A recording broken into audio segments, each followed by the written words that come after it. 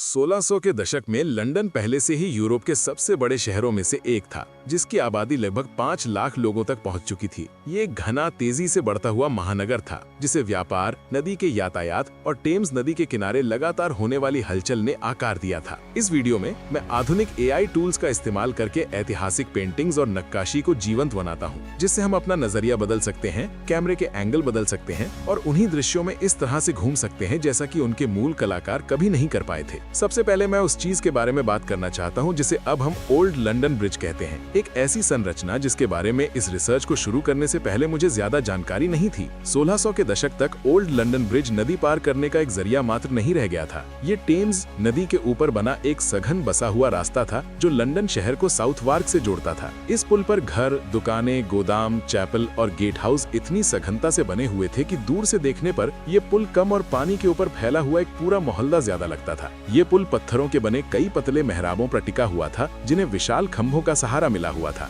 ये खंभे अपने नीचे से गुजरने वाली टेम्स नदी की लहरों के बहाव को रोकते थे, जिससे पानी में तेज धाराएं बन जाती थीं और नदी में नाव चलाना खतरनाक हो जाता था। जो नावें इन मेहराबों के नीचे से गुजरने की कोशिश करती थीं, उन्हें पानी के तेज बहाव का सामना करना पड़ता था और दुर्घटनाएं होना आम बात थी। पुल पर बनी इमारतें कई मंजिला ऊंची थीं और अक्सर सड़क के ऊपर बाहर की ओर निकली हुई होती थीं, और यहाँ रहने वाले लोग अपने नीचे से लगातार गुजरने वाली गाड़ियों, घोड़ों और पैदल चलने वालों की हलचल के ऊपर रहते थे। आग लगने का खतरा हमेशा बना रहता था। भीड़ भाड़ होना तय था, फिर भी लोग यहाँ पीढ़ियों तक रहते और काम करते रहे। ओल्ड लंदन ब्रिज को पार करने का मतलब सिर्फ एक व्यापारिक मार्ग से गुजरना ही नहीं था, बल्कि सत्ता और नियंत्रण की निशानी के तौर पर बनी इमारतों के नीचे से गुजरना भी था। इसके नीचे टेम्स नदी लंदन के मुख्य राजमार्ग के तौर पर काम करती थी। बजरे, फेरी, मालवाहक जहाज और छोटी छोटी नदी नावें पानी में भरी रहती थीं, जो अनाज, लकड़ी, कोयला, कपड़ा और आयातित सामान ढोती थीं। ये नदी लंदन को इंग्लैंड के अंदरूनी हिस्सों, यूरोप और बड़े अटलांटिक जगत से जोड़ती थी, जिससे ये पुल एक ऐसा मिलन बिंदु बन गया जहां स्थानीय जीवन और वैश्विक व्यापार आपस में मिलते थे। कड़ाके की सर्दियों में पुल की मेहराबों के नीचे पानी का बहाव कम होने से नदी जम भी सकती थी। ऐसे दुर्लभ मौकों पर नजारा कुछ समय के लिए पूरी तरह से बदल जाता था। लोग पुल के नीचे जमी बर्फ पर चलते फिरते और इकट्ठा होते थे। ये उस खतरे के बिल्कुल विपरीत था जो नदी आमतौर पर पैदा करती थी। इस दृश्य में पुल का उत्तरी प्रवेश द्वार दिखाया गया है, जहां बाईं ओर दिखाई देने वाले Saint Magnus the Martyr church के पास के इलाके से पहुंचा जा सकता है। 18वीं सदी के मध्य तक पुल की हालत इतनी खस्ता हो चुकी थी कि अधिकारियों ने इसे साफ करके इसका पुनर्निर्माण करने का फैसला किया, और 1756 से 1762 के बीच पुरानी लंदन ब्रिज पर सदियों से बनी इमारतें धीरे धीरे ढहा दी गईं। हालांकि ये पेंटिंग 1700 के दशक की है, लेकिन ये एक ऐसे पुल को दर्शाती है जिसने सदियों से लंदन को आकार दिया था। कमाल की बात यह है कि ये एक ऐसी जगह है जहां आप आज भी जा सकते हैं। पुरानी लंदन ब्रिज को जो बात खास बनाती है वो सिर्फ इसकी इंजीनियरिंग ही नहीं, बल्कि एक जीवंत जगह के तौर पर इसका टिकाऊपन भी है। ये एक ही समय में बुनियादी ढांचे,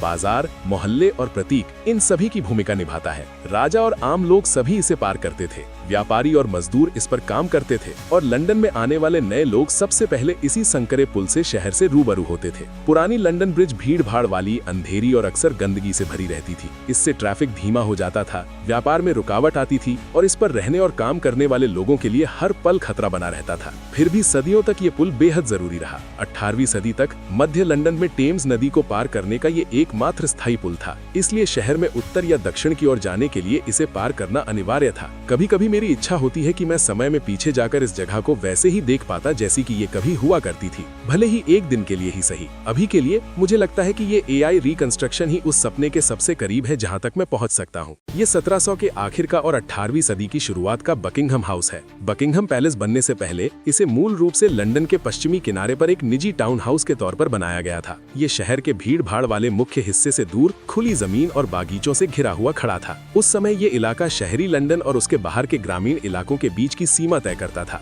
ये याद दिलाता है कि जैसे जैसे शहर और ज्यादा घना होता गया, उसकी सीमाएं फिर भी साफ तौर पर महसूस की जा सकती थीं। सितंबर 1666 में लंदन को उसके इतिहास की सबसे विनाशकारी आगों में से एक का सामना करना पड़ा। जो आग एक छोटी सी चिंगारी के तौर पर शुरू हुई थी, वो तेजी से पूरे शहर में फैल गई। एक ऐसा शहर जो ज्यादातर लकड़ी से बना था, जिसकी गलियां संकरी और इमारतें एक दूसरे से सटी हुई थीं, और इस तरह वो आग एक ऐसी ताकत बन गई जिसे रोकना नामुमकिन था। पहली तस्वीर में लुडगेट को आग की लपटों में घिरा हुआ दिखाया गया है और दूर पुरानी सेंट पॉल कैथेड्रल दिखाई दे रही है, जिसका शिखर, इसका चौकोर टावर पहले से ही खतरे में था। जल्द ही ये विशाल इमारत भी आग की भेंट चढ़ जाएगी। दूसरी तस्वीर 4 सितंबर की शाम को टेम्स नदी के उस पार टावर वॉर्फ के पास का नजारा दिखाती है। लंदन आग की एक लगातार दीवार जैसा दिखाई देता है। बाईं ओर लंदन ब्रिज खड़ा है, जबकि दाईं ओर टावर ऑफ लंदन तबाही से बाल बाल बच जाता है। क्षितिज के बीचों बीच पुराना सेंट पॉल जल रहा है। महज कुछ ही दिनों में मध्यकालीन लंदन का एक बड़ा हिस्सा राख में बदल गया। फिर भी इस आग ने एक निर्णायक मोड़ का काम किया। इसने सदियों से बनी घनी इमारतों को साफ कर दिया और शहर को फिर से बनाने, नया रूप देने और एक नई शुरुआत करने के लिए मजबूर कर दिया। नदियों के ऊपर शान से खड़ा 1600 के दशक में टावर ऑफ लंदन शाही सत्ता का केंद्र था। उस समय तक ये एक किले, एक शस्त्रागार, एक खजाने और इंग्लैंड की सबसे कुख्यात जेलों में से एक के रूप में काम करता था।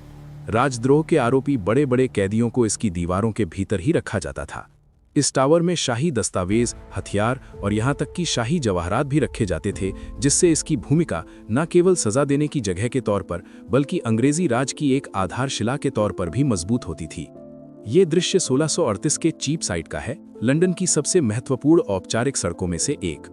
ये दृश्य तब का है जब मैरी डे मेडिची अपनी बेटी महारानी हेनरिएटा मारिया और राजा चार्ल्स प्रथम से मिलने के लिए शहर में प्रवेश कर रही थीं और उनका जुलूस इसी सड़क से गुजर रहा था। चीप साइड केवल एक व्यापारिक मार्ग ही नहीं था, बल्कि शाही शान शौकत दिखाने का एक मंच भी था, जिसके दोनों ओर पानी के फव्वारे, क्रॉस और सार्वजनिक कार्यक्रमों के लिए अस्थायी ढांचे बने होते थे। बिल्कुल बीचों बीच चीप साइड क्रॉस खड़ा है, एक जाना पहचाना निशान और लोगों का इकट्ठा होने की जगह, जहां एक ओर सैनिक, अधिकारी और आम लोग इस भव्य जुलूस को देखने के लिए सड़क पर उमड़ पड़े थे, वहीं दूसरी ओर ऐसे पल बढ़ते हुए राजनीतिक और धार्मिक तनाव को भी दर्शा रहे थे।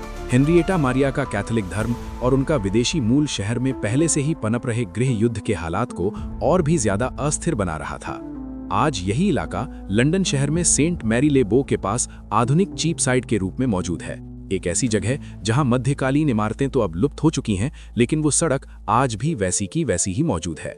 ये तस्वीर 1647 के वेस्टमिंस्टर के राजनीतिक और धार्मिक परिसर को दिखाती है। ये दृश्य टेम्स नदी के उस पार से लिया गया है, ठीक उस समय का जब इंग्लैंड खुद गहरे राजनीतिक और धार्मिक बंटवारे का शिकार था।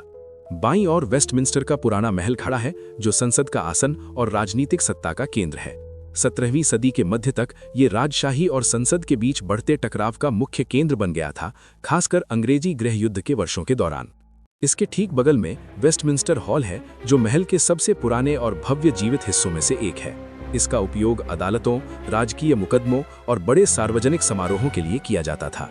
इसकी विशाल छत शाही सत्ता का प्रतीक थी और ये उस समय से बहुत पहले की बात है जब ये सत्ता को चुनौती देने का मंच बना था। दाईं ओर वेस्टमिंस्टर एबे है, जो राष्ट्र का आध्यात्मिक हृदय है। सदियों तक ये राज्याभिषेक, राजकीय अंतिम और राजा रानियों के दफनाने की जगह के रूप में काम करता रहा, जिससे राजशाही के पवित्र आयाम को और बल मिला। 1647 में जब धार्मिक विभाजन इंग्लैंड की संस्थाओं को नया रूप दे रहे थे, तब एबे परंपरा और उथल-पुथल के बीच एक अनिश्चित स्थिति में खड़ा था। इस दृश्य के केंद्र में वेस्टमिंस्टर की सीढ़ियां हैं, जो नदी के किनारे का एक व्यस्त घाट था, जहां यात्री नावों से आते जाते थे। उस युग में जब यात्रा के लिए पुल और पक्की सड़कें मुख्य साधन नहीं थीं, तब टेम्स नदी लंदन की मुख्य धमनी का काम करती थी। ये राजनेताओं, पादरियों, दूतों और नागरिकों को सीधे राजसत्ता के द्वार तक पहुंचाती थी। ये नक्काशी 1643 के व्हाइट हॉल महल को दर्शाती है, जो उस समय इंग्लैंड का सबसे बड़ा शाही निवास और सम्राट का मुख्य घर था। नदी की ओर खुलने वाली इन सीढ़ियों से राजा और दरबारी नावों से आते थे, जिससे ये बात रेखांकित होती थी कि टेम्स नदी ही लंदन में यात्रा का मुख्य मार्ग और स्टुअर्ट दरबार की सत्ता का केंद्र था।